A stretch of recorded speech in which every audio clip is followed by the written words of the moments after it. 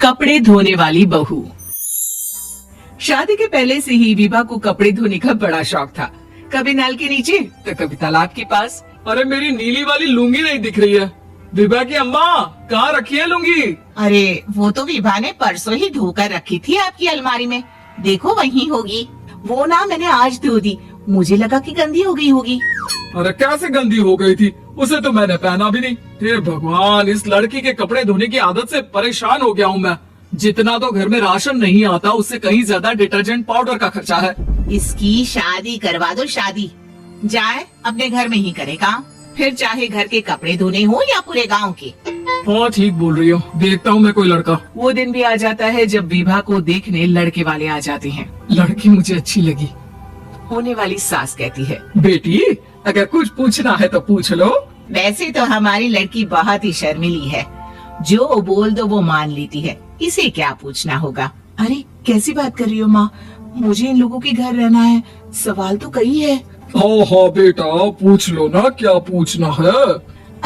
आप लोगों के घर कपड़े कौन धोता है? सास का मुंह बन जाता है। देखो अगर तुम ये कहना चाहती हो कि तुम्हें कपड़े धोने नहीं आते तो सुन लो, कपड़े मैं ही धोती हूँ, लेकिन तुम्हारे आ जाने के बाद मैं रुमाल तक नहीं धोऊंगी। अरे चुप रहना भगवान, बहू बेचारी घर आई नहीं, उसे डराना शुरू कर दिया। वो क्या है ना बिटिया, अभी तक तो ये कल्लू की माँ ही धोती थी, लेकिन अब तुम्हारे पापा तो दहेज में वॉशिंग मशीन देंगे ही। तभी विभा की माँ बोल पड़ती है, सवाल भी पूछा तो क्या। वैसे भाई साहब, मशीन की तो फिर भी कपड़े धोने की कैपेसिटी होती है, मतलब जो बिटिया दे रहे हैं ना विभा, इसे कपड़े धोने का बहुत शौक है। ये आप लोगों के क्या आस पड़ोस गांव मोहल्ले सबके कपड़े धो दे और उफ तक ना करे। बाहर देखा नहीं आपने कितने कपड़े सूख रहे हैं, सब हमारी बिटिया ने ही तो धोए हैं। बस भी करो ना माँ, शर्म आ रही इतनी तारीफ सुनकर। और तो और एक दाग निकाल कर दिखाओ तो मान जाओ। हाँ अच्छा अच्छा, माफ करना बेटा, मैंने गलत समझा। हमें तो रिश्ता बहुत पसंद है। और ऐसे जुड़ जाता है रिश्ता कपड़े धोने का शौक रखने वाली विभा का। उसकी शादी हो जाती है कोयला फैक्ट्री में काम करने वाले कल्लू के साथ। शादी के बाद अचानक विभा चिल्लाती हुई सास के पास आती है। सासू माँ, अरे सासू माँ कहाँ है आप? ये तो धोखा है, धोखा दिया आप लोगों ने मुझे। इस ससुर के चक्कर के बारे में पता चल गया। अरे तो उसमें तुझे क्यों धोखा मिला है? अरे नल में पानी नहीं आता, कपड़े कैसे कब धुलेंगे? अच्छा अच्छा, तू पानी नहीं आ रहा उसकी बात कर रही है। तो आपने क्या सोचा? कुछ नहीं। अच्छा तेरी माँ ने कहा था कि कपड़े धोने का शौक है, तुझे याद आया मुझे। शौक शौक बोलकर कपड़े धोने वाले मेरे जुनून को कम ना आके सासू माँ, कपड़ा धोना मेरा गुरूर है। तभी पति भी वहाँ आ जाता है। अभी अभी मैंने इसे सनी देओल की फिल्म दिखाई है, उसी के डायलॉग मार रही है माँ। अच्छा सुन, साफ साफ बता रही हूँ, पानी सुबह 4 से 6 और शाम को 10 से 12 आता है, समझी? विभा टाइमिंग सुनकर हैरान हो जाती है। ये क्या भूतों का मोहल्ला है? सुबह 4 बजे उठकर कौन कपड़े धोता है? 4 बजे टंकी में पानी जाता है, फिर सारा दिन धोना ना, किसने मना किया? अरे कैसी बात कर रही है? 200 लीटर की टंकी में कितने कपड़े धो लूंगी मैं? सुबह ही उठ जाऊंगी मैं। अब क्या था, विभा सुबह 4 से लेकर रात के 12 बजे तक कपड़े ही धोती रहती। एक रोज सास पड़ोस से निकलकर कहीं जा रही होती है कि साथ वाली कहती है, हाँ कल्लू की माँ, जरा ये बताओ कि 2 साड़ी है, 2 ब्लाउज और एक पेटीकोट और एक नाड़े वाला लंबा कच्छा। हाँ तो? अरे तो क्या, कितना लोगी धुलाई ये बताओ। धोबन दिख रहे हैं हम क्या?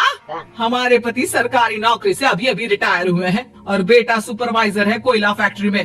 धोबन समझ रखा है हमें? हाय रे कल्लू की अम्मा, माफ कर दो, वो तो मोहल्ले में यही सब बता रहे थे कि तुमने बहू को कपड़ा धुलवाने के काम में लगा दिया है। सास को पड़ोसन की बात सुनकर गुस्सा आ जाता है। वो घर पहुंचती है जहां घर के बाहर ही इतने सारे कपड़े सूख रहे होते हैं जितने कि किसी धोबन के घर पर। अरे ओ कल्लू की दुल्हन, बाहर निकल। माँ जी यहीं आ जाओ, बाथरूम में चादर धो रहे हैं हम। अरे अभी हम धोते हैं, तुमको बाहर निकलो। ये आस पड़ोस वाले बोल रहे हैं कि हम बहू से कपड़े धुलवा धुलवा कर उसे कपड़ा धोने वाली बना दिए हैं। अरे छोड़ो ना माँ जी, किन लोगों की बातों में आती हो? आस पास के लोगों का तो काम ही होता है कि वो किसी तरह सास बहू को लड़ा दे। बहू सारे घर के कपड़े धोती है, ये क्या कम है? बोलिए।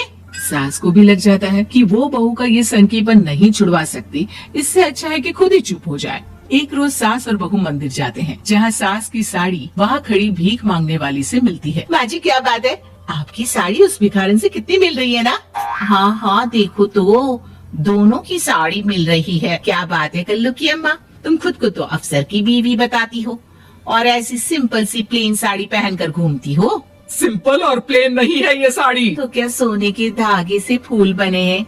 कुछ भी सासू माँ, कुछ भी। हाँ बने थे इस साड़ी में सोने के धागे से फूल। मेरे पति लेकर आए थे मद्रास से स्पेशली मेरे लिए 10,000 की। ताहे भाई साहब इस भिखारन के लिए भी सेम टू सेम साड़ी लेकर आए होंगे 10,000 की। सास उस वक्त तो कुछ नहीं कहती, लेकिन बहू के साथ घर आती है और अलमारी से एल्बम निकाल कर लाती है। ये साड़ी देख रही है, ये वही साड़ी है जिसे मैंने अभी पहना था। इस साड़ी में ये जो चमकदार फूल दिख रहे हैं ना, ये सोने के धागों से काढ़े गए हैं।